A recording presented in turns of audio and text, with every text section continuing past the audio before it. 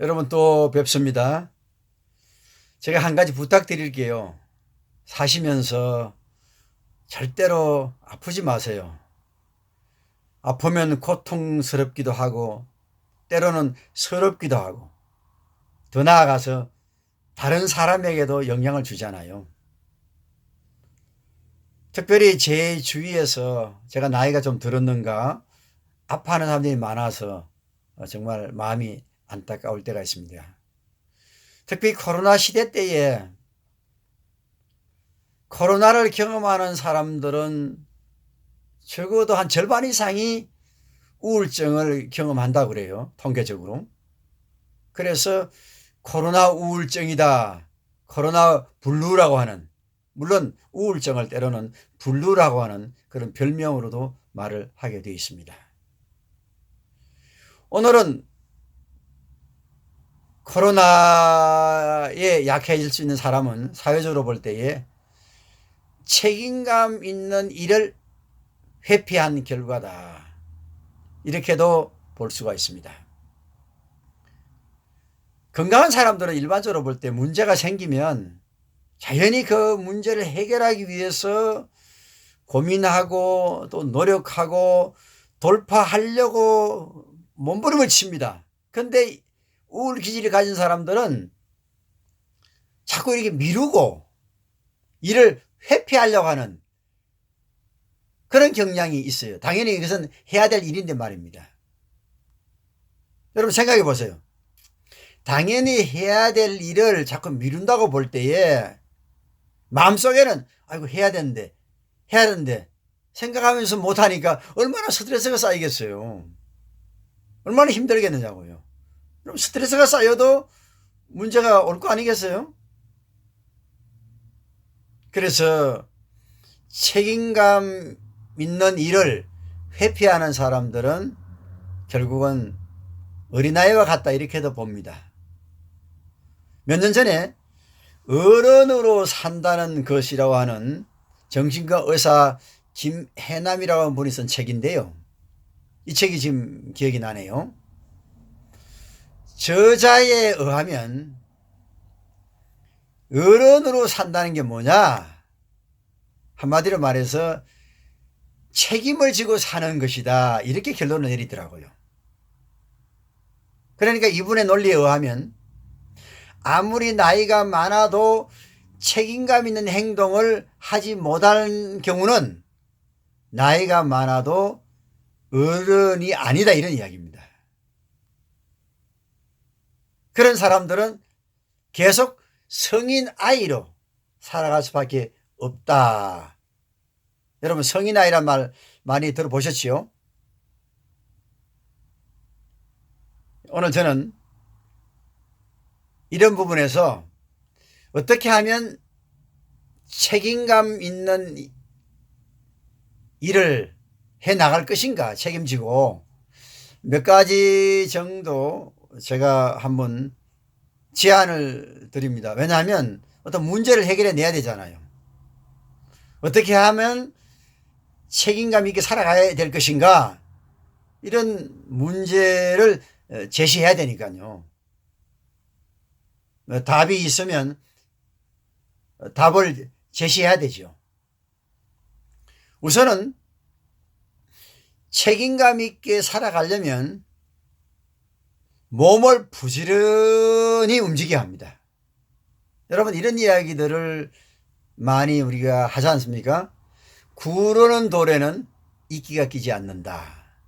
열심히 움직이는 사람들은 우울증이 오지 않는다. 이렇게도 말할 수 있습니다. 그래서 저에게 우울증으로 인해서 상담을 오는 사람들은 제가 첫날부터 과제를 줍니다. 숙제를 내주는데요. 하루에 무조건 1시간 이상 걷든지 아니면 땀을 흘리는 운동을 하라고 그렇게 말을 합니다. 일단 이 우울증이 있는 사람들은요, 심지어 세수도 하기 싫어해요. 샤워는 뭐 아예 안 하고요. 그렇게 움직이기 싫어해요. 그래서 반대로 이런 사람들은 움직여줘야 돼요. 또 예방도 결국은 움직여줘야 돼요. 여러분, 예방과 치료의 차이는 뭐예요? 치료는 잘못된 것을 한 것을 하지 않아야 되고 스톱해야 되고, 또 예방은 미리 안 하는 게 그게 예방이잖아요. 그리고 두 번째로 생각할 수 있는 것은 우울증에 노출되기 쉬운 사람일수록 어떤 일을 할 때에 일을 꼼꼼하게 계획을 세우고, 그리고 그 계획된 일을 미루는 습관을 버려야 합니다. 이 미루는 습관, 이거 굉장히 안 좋은 습관입니다.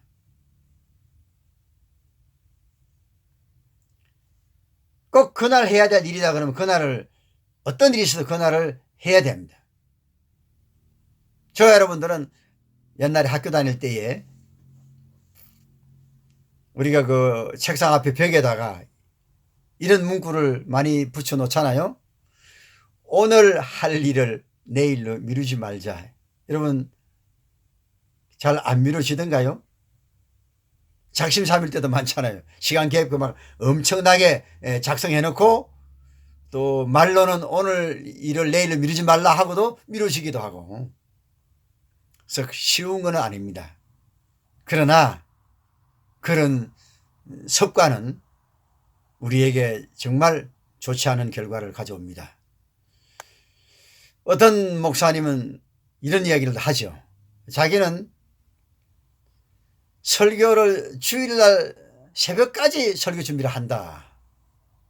어떻게 생각하면 굉장히 부지런하게 생각이 되지요. 마치 설날 아침에 나무하러 가는 사람처럼요. 그러나 사실상은 미루고 핑계의 하나의 유머스러운 대답이다, 저는 그렇게 말을 합니다. 썩 좋은 거는 아니라고 생각됩니다. 아마 이런 분들은 분명히 우울 기질을 가지고 있는 분이다, 이렇게도 말할 수가 있겠죠. 그리고 우울증에서 예방이 되려면 저는 사회 봉사활동을 권합니다.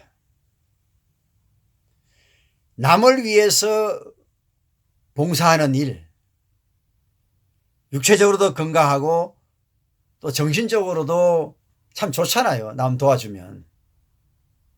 그래서 오히려 적극적으로 가만히 있는 것보다 더 나아가서 내 일도 중요하지만 다른 사람까지 도울 수 있으면 더욱 좋겠다. 우울 기질이 있는 사람들은 남을 돕기보다도 남에게 도움을 받는 데 익숙해져 있어가지고 굉장히 의존적입니다. 그래서 이런 사람을 가족치료의 선구자인 보웬이라고 하는 사람은 자기 분화가 덜 된 사람이다, 이렇게 말을 합니다.